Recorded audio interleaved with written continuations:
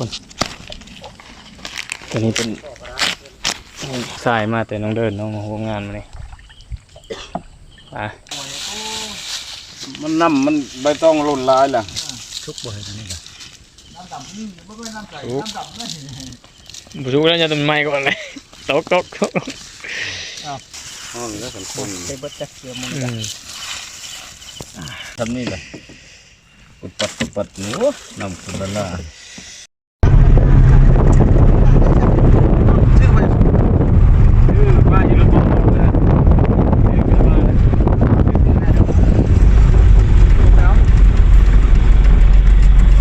สูบมาได้ไหม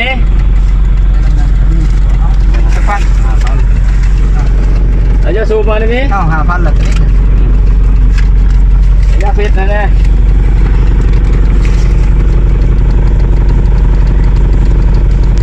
ยาเฟสช่องนะเนี่ย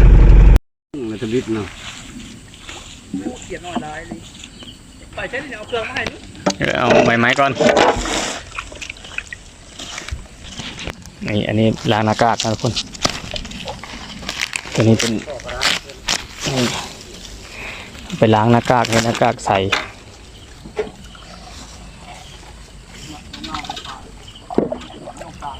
วันนี้ทีมงานมา6 คนทีมงานเนาะมาเพิ่มอีก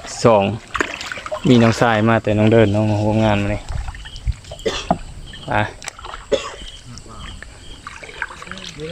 กำลังเกี่ยมเครื่องทักทายสบายดีเมื่อสุคนสบายดีผู้ที่มักหาอยู่หากินวันนี้ก็อยู่กับ2 มนุษย์คนบ้านหน้าคือเก่าวันนี้ทีมงานก็มาหาอยู่หากินคือเก่าเลยทุกคนมาดำปลาอยู่ห้วยเนาะทุกคนเนาะวันนี้มานำกัน6 คนมานี่มาก็เอากระลงหมายแรกแหงหมานเนาะทุกคนเนาะดำลงไปคือเก่าดำลงไปโซหาตามเงาตามหอนเฮามีแต่หากระต่อให้มันเห็นนะทุกคนเนาะหาเงาไผ่หากอไผ่ให้มันเห็นป่ามันจะมักสนอยู่ตามกอไผ่เมื่อเบิ่งไม้นี่เนาะเขาเห็นไม้นอนอยู่เห็นเจอตัวทุกคนเห็นปรากฏโทนทุกคนซัดเข้าไปเขาสิสายซาให้เบิ่งปรากฏตัวนี้โอ้โคตรใหญ่เลยทุกคนตัวเล็กแหงหมาทำมันนี้เนี่ยกำลังคิดโดดหนีเขาก็สัตว์ถึกลำโตเลยทุกคนตั้งใจว่าจะยิงหัวเนาะบ่ถือหัวถือแถวหางอยู่ทุกคนตอนนี้เขากำลังสู้กันอยู่เนาะเขาจะดำลงไปรอบที่2เขาพยายามดึงมาว่ามันพันกับไม้นะทุกคนเนาะดำลงไปรอบ2ปลดปลาได้ขึ้นมาทุกคนเอ้ยปรากฏอีพอยแม่ปรากฏโทนปรากฏเหลืองนะทุกคนเนาะใสใหญ่ใสงามแล้วตัวนี้ตัวแรกแหงหมานเลยมันนี้อุ้ยที่ประมาณแหงอะไรยิงโตทำอิดเลยกันได้ตัวใหญ่เลยมันนี้นะทุกคนฟังเสียงเอาเลยนะแพทย์เจอตัวแรกแหงหมานนะอุ้ยใสงามเลยทุกคนเลยเดี๋ยวแกให้มาแต่ฟังก่อนแกมาแต่ฟังเอาแพทย์เบิ่งสัมกิ้วแขนนะทุกคนเนาะป๊าบใสงามใสใหญ่เลยตัวนี้ตัวแรกแหงหมานทุกคนเลย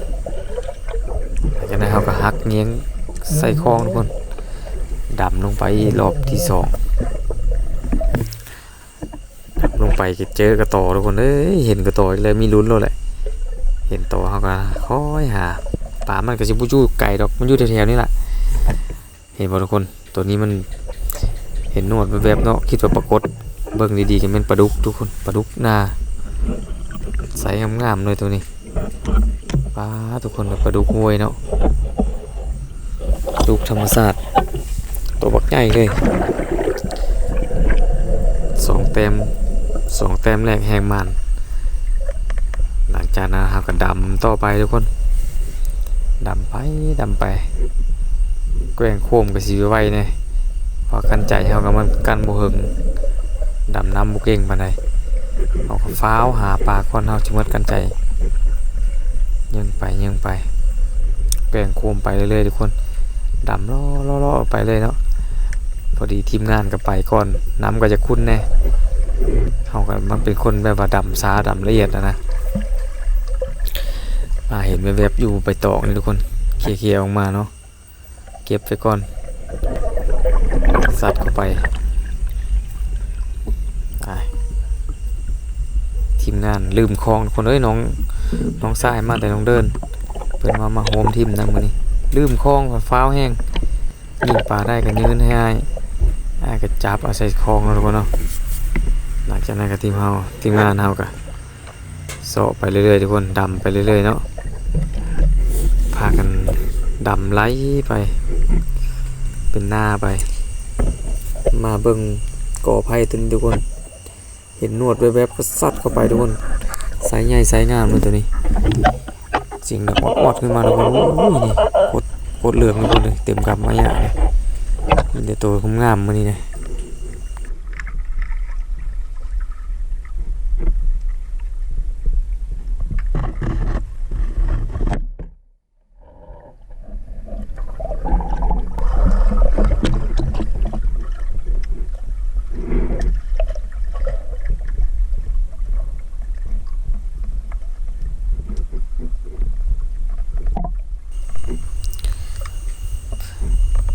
ก่อไผ่ก่อนี้เขาได้ไปหลายตัวแล้วทุกคนเนาะพอดีมันเป็นฝูงมันอยู่เป็นฝูงทุกคนประมาณอยู่10 กว่าตัวแล้วเขาเห็นมีตัวใหญ่เนาะตัวนี้โผล่ออกมาเราจะซับครับทุกคนยิงเข้าไปทุกคนยิงพลาดทุกคนเอ้ยตัวปักใหญ่หนึ่งเสียดายเลยตัวนี้นะพลาดไปเลยเขาก็ยังอยู่วนเวียนอยู่น้ำกอไผ่ตัวเก่าเลยทุกคนเพราะเขาเห็นหลายตัวแห้งเนาะตัวนี้เนาะมันจะปรากฏเนาะมันจะวนไปวนมานะทุกคนกันเขามี2 คนรัดเท่ากันเนาะอย่างจังหวะนี้นะทุกคนเนาะเห็นบ่ลอยออกมาแต่ฝูงมาเขาก็ซัดออกไปเลยทุกคนเรียบร้อยทุกคนถ้าว่าเขาเจอกอไผ่ไปนี่ทุกคนถ้าเขามี2 คนเนาะรัดคนละข้างเลยปรากฏมันจะวนไปหาทางฝั่งนั้นแล้วก็ลอยกลับมาทุกคนเนาะสาวใส่สูตรนี้ได้ผลนะทุกคนเนาะคันว่าเขาดำคนเดียวป่ามันจะไปเรื่อยๆนะทุกคนเนาะมันจะนำสุดแสงโคมไปเรื่อยๆคันว่าเขามีคนรัดช่วยกันป่ามันจะวนไปวนมานะทุกคนเนาะมาเบิ่งหมายนี้ทุกคนหมายนี้กับเอาเลาะลงมาเจอฝูงปลาทุกคนเป็นฝูงปรากฏกระลายตัวนึงอยู่นี่เนาะหลังจากนั้นเราเก็บมาตัวแรกของฝูงเอาขึ้นไปดำไปปลาขาวทุกคนใช้งามเก็บไปก่อนเนาะเพราะว่ามันมาหลายคนเราต้องแบ่งกันเก็บไปก่อนหลังจากนั้นก็มุดลงไปทุกคนมันเป็นเหวนะทุกคนเนาะเป็นตะพังห้วยตะพังสั้นตรงไซงามลอยออกมาจากฝูงทุกคนซัดเข้าไปยิงพลาดทุกคนโอ้ยเสียดายยิงบ่ถือซ้ำเนาะหลังจากนั้นเขาก็มุดลงไปอีกทุกคนนำบุกคุณลงไปอีรอบนี้ปุ้งโหดพอคนแม่ทุกคนเอ้ยปรากฏเจอฝูงมาเลยทุกคนมาเบิ่งนำกันทุกคนจังหวะนี้เนาะนี่มันจะอยู่ในใต้ขอนไม้ตัวนี้เลยมาเบิ่งน้ำจนคุ้นมันเลยมันเห็นบ่มัน10ทุกคนเขาก็เลือกเอาตัวใหญ่ๆซัดเข้าไปทุกคนเรียบร้อยปรากฏเป็น10 ถึง 20ได้ตัวเดียวหลังจากนั้นก็เก็บปลาทุกคนลงไปอีกรอบที่2เจออีกทุกคนยังฝูงใหญ่ยังอยู่หลายตัวอยู่เอายิงเข้าไปเรียบร้อยทุกคนปรากฏฝูงนี้มีตัวใหญ่ทุกคนเลยได้ไป2 ตัวหลังจากนั้นก็เห็นอีกตัวนึงแวบๆซัดเข้าไปเรียบร้อยทุกคนตัวสุดท้ายของเราวันนี้หลังจากนั้นเขาก็อาบน้ำทุกคนเนาะล้างกระโตล้างเซ็กปีงยานมาปีงขึ้นมาเนาะเขาก็ขึ้นมาปีงป่ากินข้าวป่ะนี่ ทีมงานกระดังไฟท่าหลังจากนั้นก็พากันหนีบปลาทุกคนหลายคนก็หนาวนะทุกคนเนาะมาย่างเอากันก่อนดีแต่อากาศมันบ่เย็นปานใดมื้อนี้อันนี้เพิ่นก็ยิงปลาแล้วก็ผ่านเพชรเพิ่นก็โหยเกิดเนาะงานนี้เนาะพอครัวมาประจำเลยมื้อนี้เอาบรรยากาศทุกคนมากินข้าวปลาไหมตั้งใจมาดำแต่ปลากับบ่ม้วนเนาะทุกคนเนาะเฮาต้อง รู้แล้วจะทำไม กิน ก็มัน ข้าวปลาเนาะกินข้าวนอกบ้านแน่เอากับปีงปลา3ปีงทุกคน6คนก็ ข้าวผ่านใกล้ขนาด ไหลใส่เนาะทุกคนเนาะกินให้มันอิ่มเอามากินข้าวนอกบ้านทัน ป่า ที เนี่ยมันยังหมดชนะ กินให้ เนาะ มันอิ่มหลังจากนั้นก็ทีมงานปีงปลาเนาะบอกเกตเพิ่นเดินทางมาจากหินซิวมาโฮมงานมานี่เป็นกับปีงปลาครับหลังจากนั้นก็ปลาเฮาก็บ่ได้ใจทุกคนเนาะน่านสุกพดเผาเลยหิวข้าวแห้ง ว้าเลยนะโว้ยฉันจะกินข้าวนะมาก ำลังมันทุกคนเอ้ยแซ่บ มาทุกคนมา ๆกินข้าวกินน้ำนำกัน ข้าวผู้ใหญ่บ่ข้าวพอบ่ หลังจากกินข้าวกินน้ำแล้วก็เฮาจังไปปั่นปลากันเนาะทุกคนเนาะ กันมานี่ น้องชายก็ยังอยากอายๆเนี่ยจังหน่อยเพิ่นหากันมาโฮมทีมงานเฮากับกำลังสกิดข้าวเนาะทุกคนตอนนี้เนาะรู้สึกว่าบรรยากาศนี้หาใส่บ่ได้ทุกคนเอาพากันมากินข้าวอยู่ป่ารู้สึกว่าแซ่บแห้งทุกคนเลย บ่ได้เลยเพิ่น ปีป่าหอมๆจำเจียวมะกอกทุกคนเลย ว่างเลย ต่างคนก็ต่างเกมเข้ามาแต่เฮินถอยไป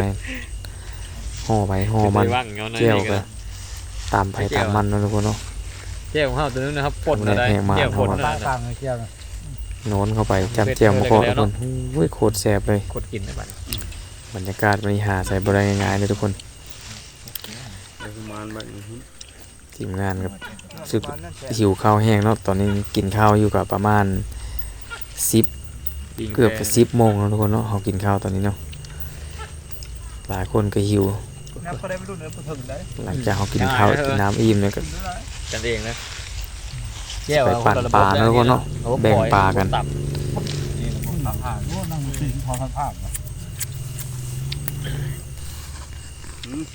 เขาดึงแล้วไฟล่ามมัน